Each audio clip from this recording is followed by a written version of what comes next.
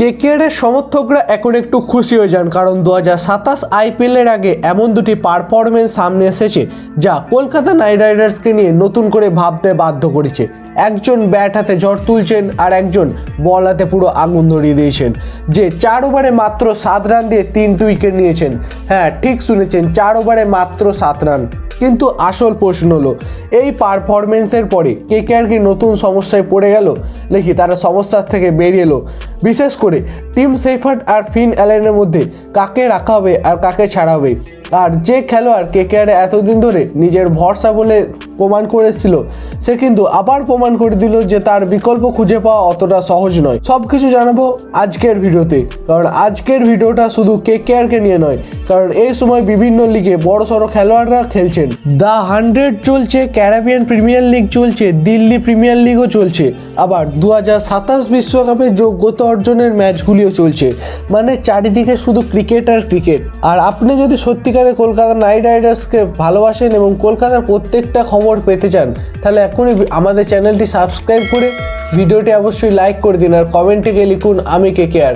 আর KKR related সমস্ত বড় update সবার আগে পেতে ডেসক্রিপশন বক্সে থাকা লিঙ্কে ক্লিক করে আমাদের টেলিগ্রাম এবং হোয়াটসঅ্যাপ চ্যানেলে জয়েন হয়ে যান।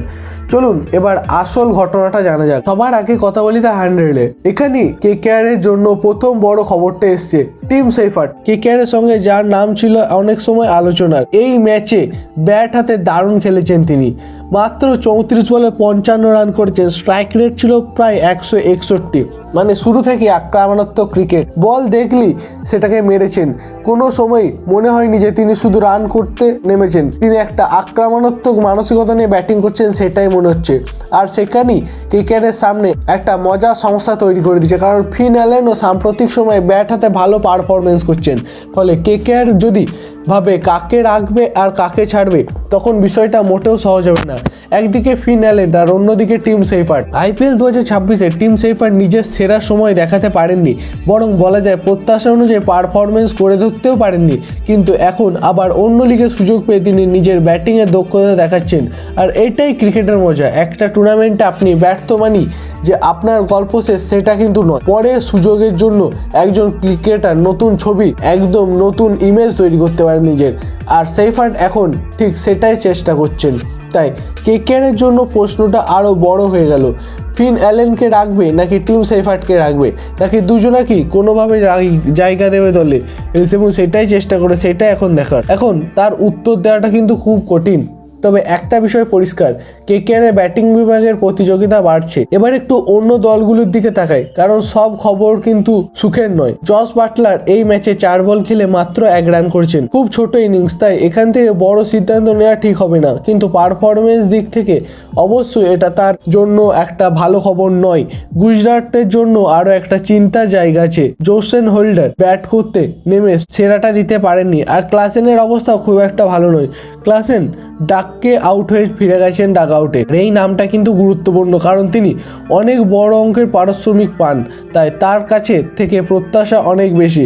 আর সাম্প্রতিক সময়ে একটা কথা শোনা যাচ্ছে যে সানরাইজার্স হায়দ্রাবাদ তাকে ছেড়ে দেওয়ার কথা ভাবছে, তাই ক্লাসেনের পারফরমেন্স এখন আরও বেশি নজরে থাকবে।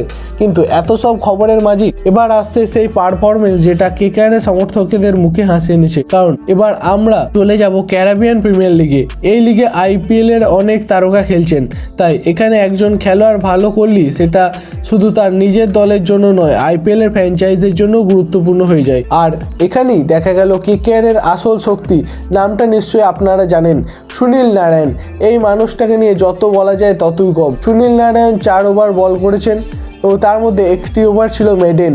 4 ওভার দিয়ে মাত্র তিনি দিয়েছেন 7 রান আর নিয়েছেন 3টি উইকেট। একবার ভাবুন তো, টি-20 ক্রিকেটে 4 ওভার বল করে 7 রান দেওয়া কতটা কঠিন, আর তার উপর 3টে উইকেট আর একটি মেডেনও আছে। পুরো 4 ওভারে তার ইকোনমি 1.80। এটা শুধু ভালো বোলিং নয়, এটা ম্যাচের গতিপথ বদলে দেওয়ার মতো বোলিং। বিপক্ষের দল রান করতে পারছে না, উইকেট পড়ছে, আর অন্যদিকে নারী নিজের স্পিনে একদম পুরোপুরি শেষ করে দিচ্ছে, রান আটকে দিচ্ছে বিপক্ষের দলের। আর এই কারণেই আমি সবসময় বলি, সুনীল নারায়ণ শুধু কেকেআরের একজন ক্রিকেটার নন, তিনি কেকেআরের ভরসা, তিনি কেকেআরের পরিচয়ের একটা অংশ। কারণ বছরের পর বছর ধরে তিনি এমন কিছু করছেন যা খুব কম ক্রিকেটার করতে পারে।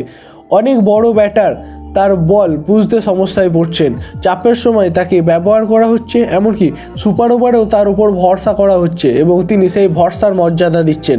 তাই আজ এবং এত বছর পরেও একটা প্রশ্ন থেকেই যায়, সুনীল নারায়ণের মতো একজন বোলারকে আপনি কিভাবে বদলাবেন, যিনি সবসময় দলের পাশে থাকেন? সহজেই এটার কোনো উত্তর নেই। আর আজকের এই পারফরমেন্স যেন আবারও কেকেআরের সে কথাটাকে মনে করিয়ে দিল। 4 ওভার 1 মেডেন, 7টি রান এবং 3টি উইকেট। সত্যি বলতে টি-20তে এর চেয়ে বেশি চাওয়া আর কোনো মতেই সম্ভব নয়। তবে শুধু নারায়ণ নন, এবার আসি ভারতের তরুণ ক্রিকেটারদের দিকে, কারণ এখানেও এমন একটা নাম উঠে এসছে যাকে হয়তো আগামী দিনে আরও বেশি দেখতে হতে পারে। তিনি হলেন গুরনুর ব্রাড। ভারত এবং শ্রীলঙ্কার একাদশের প্রস্তুতি ম্যাচে তার পারফরমেন্স নজর কেড়েছে। ব্যাট হাতে মাত্র 18 বলে 36 রান, স্ট্রাইক রেট 200, 4টি চারও মেরেছেন। মানে সুযোগ পেয়ে তিনি একদম টি-20 স্টাইলে ব্যাট করছেন। আর এখানে একটা বড় বিষয় রয়েছে, আগে ভারতীয় দলের নিচের দিকের ব্যাটাররা বা টেল এন্ডের দিকে নিয়ে গেলে একটা সমস্যা ছিল, বোলাররা ব্যাট হাতে খুব বেশি কিছু করতে পারতো না, ফলে বলের লোয়ার মিডল অর্ডারটা কিংবা লোয়ার অর্ডারটা নিয়ে সবসময় একটা প্রশ্ন থাকতো। কিন্তু এখন ছবিটা বদলাচ্ছে।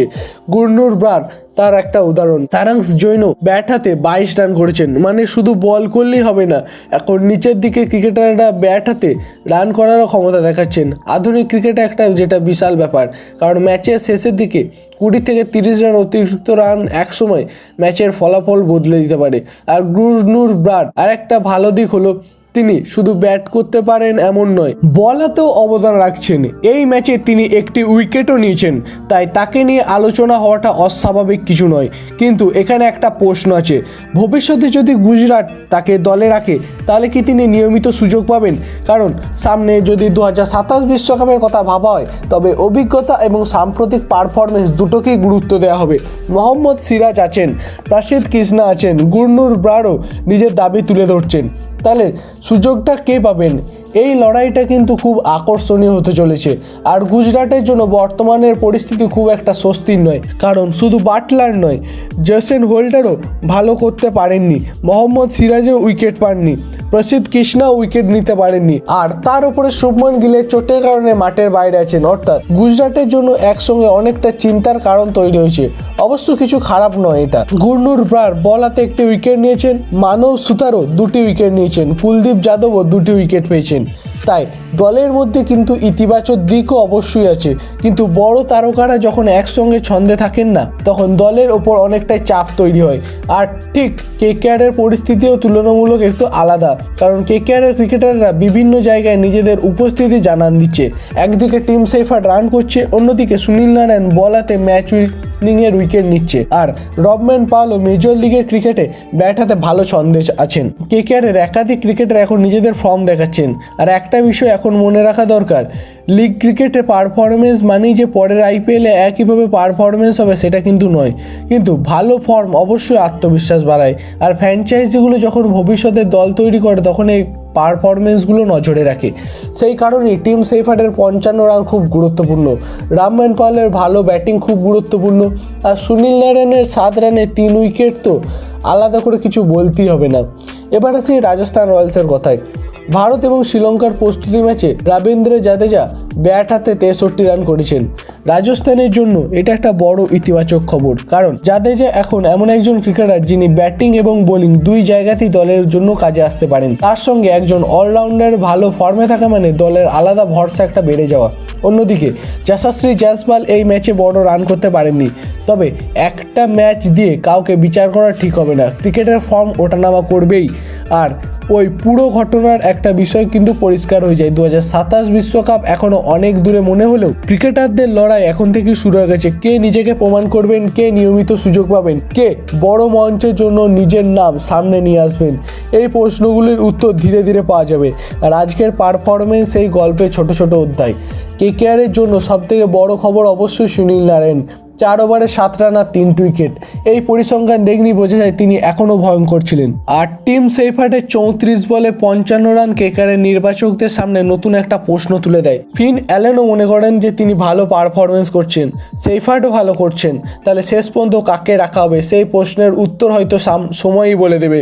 কিন্তু কেকেআর সমর্থকদের হিসাবে একটা বিষয় নিয়ে অবশ্যই খুশি হওয়া দরকার, আপনাদের দলের ক্রিকেটাররা নিজেদের নিজেদের বিভিন্ন লিগে নিয়ে গিয়ে নিজেদেরকে প্রমাণ করছে। আর সুনীল নারায়ণ আবারও দেখিয়ে দিচ্ছে তাকে নিয়ে কেন এত বছর ধরে KKR ভরসা করে যায়। সত্যি বলতে এমন একটা স্পেল দেখার পর একটাই কথা মাথায় আসে, একটা মানুষ কি সত্যি এই গ্রহে 4 ওভার বল করছেন, একটা মেডেন করছেন, মাত্র 7টা রান দিচ্ছেন, আবার 3 উইকেট নিচ্ছেন। T20 ক্রিকেটে এর চেয়ে ভয়ঙ্কর স্পেল কল্পনা করা কঠিন। আর সামনে যখন 2027-এর মতো বড় লক্ষ্য আছে, তখন ক্রিকেটাররা কোন দলের আসল সম্পদ সেটা তো এখান থেকেই বোঝা যায়। তাই এখন চোখ রাখুন এই প্রত্যেকটা ক্রিকেট লিগে, কারণ ক্রিকেটের মঞ্চে প্রতিদিনের নতুন গল্প তৈরি হচ্ছে। আজ সেইফাট, আবার কোনোদিন সুনীল নারায়ণ, আবার কোনোদিন গুরনুর ব্রার, কালাই তো অন্য কোনো তরুণ ক্রিকেটার সবাইকে চমকে দেবে। আর KKR সমর্থকদের জন্য এখন একটা সব থেকে বড় প্রশ্ন, এই দুর্দান্ত ফর্ম দেখানো ক্রিকেটারদের মধ্যে শেষ পর্যন্ত কারা KKR এর জার্সি পরে মাঠে নামবে? আপনাদের মতে টিম সেইফাটকে রাখা উচিত নাকি ফিন অ্যালেনকে? আর সুনীল নারায়ণের এই 4 ওভারে 7 রান 3 উইকেটের বোলিংকে আপনি কিভাবে দেখছেন? কমেন্টে অবশ্যই আপনাদের মতবাদ লিখে জানান। ভিডিওটি ভালো লাগলে বন্ধুরা অবশ্যই একটা মন থেকে লাইক করে দিন, এবং চ্যানেলে নতুন হয়ে থাকলে চ্যানেলটি সাবস্ক্রাইব করে পাশে থাকা বেল আইকনটি প্রেস করতে ভুলবেন না। তো বন্ধুরা আজকের জন্য এই পর্যন্তই। ভালো থাকুন, সুস্থ থাকুন এবং KKRকে ভালোবাসুন।